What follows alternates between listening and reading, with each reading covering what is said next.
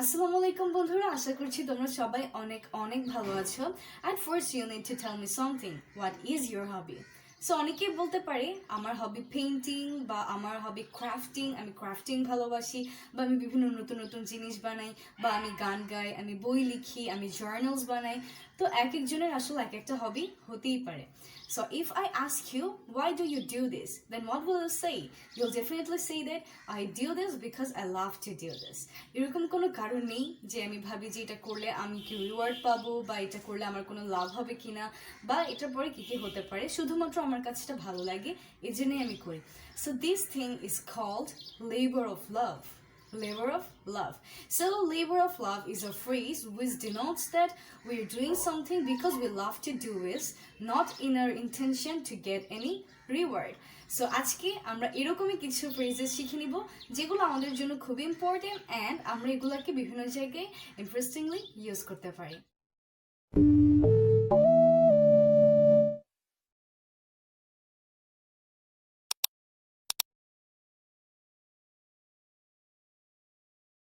So the next one is go pear-shaped. Go pear-shaped. So if I say that a situation goes pear-shaped, that means the situation goes wrong. So আমরা যখন বলি pear-shaped, এর মানে হচ্ছে কোনো একটা জিনিস খারাপ যাওয়া, কোনো একটা জিনিস আসলে ভালো না হওয়া, আমরা যেরকমটা আশা করেছিলাম অতটা ভালো না হওয়া। So this is called go pear-shaped. For example, we can say that the program just went pear-shaped. তার মানে প্রোগ্রামটা আসলে ভালো হয়নি, অত প্রোগ্রামটা খারাপ গিয়েছে। The program went pear-shaped. Well, our next phrase is as cool as a cucumber. As cool as a cucumber. So when we say that someone is as cool as cucumber, that means someone is calm at the time of any stress. তার মানে যখন কোনো প্রেশারের কোনো কাজ আসে বা কোনো টেনশন করার মতো কোনো কাজ আসে, তখন যদি কেউ আমাদের মতো নার্ভাস না হয়ে শান্ত থাকে, তখন আমরা তাকে বলতে পারি as cool as cucumber. For example, I can say that at the time of giving speech, I was so nervous, but my friend was as cool as a cucumber.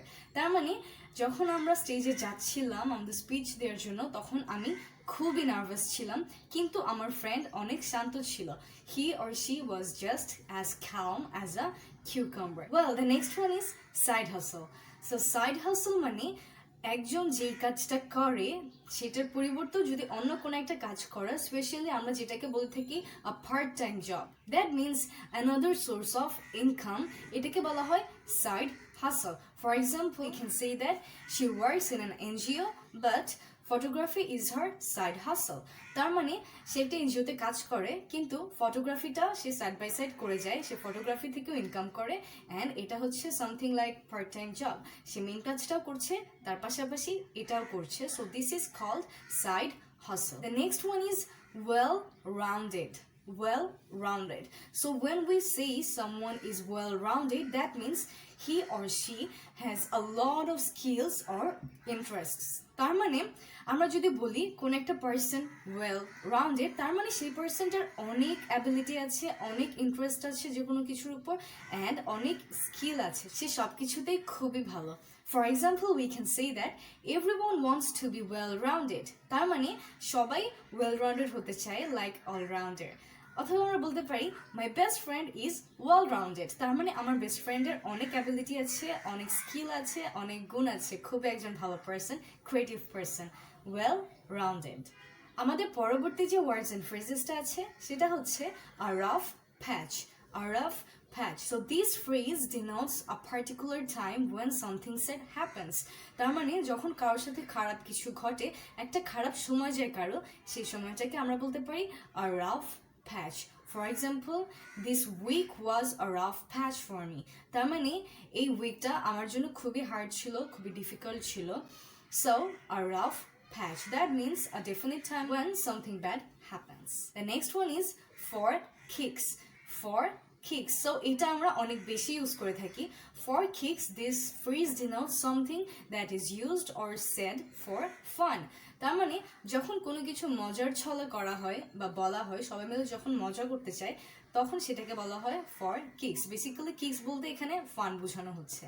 For example he said that only for kicks, তার মানে সে সেটা শুধুই মজা করার জন্য বলেছে। তারপর আমাদের আছে bite the bullet. Bite the bullet, this means to do something which is very very very difficult. তার মানে bite the bullet হচ্ছে এমন কোন একটা কাজ যে কাজটা করা খুবই কঠিন, খুবই ডিফিকাল্ট একটা কাজ। For example, to learn cycling was like biting a bullet for my little sister. তার মানে আমার ছোট বোনের জন্য সাইক্লিং শেখাটা ছিল খুবই ডিফিকাল্ট। তার মানে it was something like biting the bullet. So যখন আমরা বলি bite the bullet, তার মানে আমরা এটাই বোঝাতে চাই যে কাজটা খুব বেশি ডিফিকাল্ট ছিল, খুব বেশি কঠিন ছিল। সো এই ছিল আমাদের আজকের ক্লাস। আজকে কিন্তু আমরা অনেকগুলো ইন্টারেস্টিং ওয়ার্ডস অ্যান্ড ফ্রেজেস শিখে নিলাম। সো ওয়েল, আমরা এগুলোকে আমাদের স্পিকিং এর মধ্যে ইনসার্ট করার ট্রাই করবো অ্যান্ড বেশি বেশি প্র্যাকটিস করবো। আমরা নিজেরা এরকমই অনেকগুলো সেন্টেন্স মেক করার ট্রাই করবো এই ওয়ার্ডস অ্যান্ড ফ্রেজেস দিয়ে। এই ছিল আমাদের আজকের লেসন। দেখা হচ্ছে তোমাদের সাথে পরবর্তী আরেকটা এপিসোডে আরো নতুন কোনো লেসন নিয়ে। So everyone, please take care of yourselves, take care of your family, stay blessed and keep practicing English easily. Take care and I love you. Ta-da!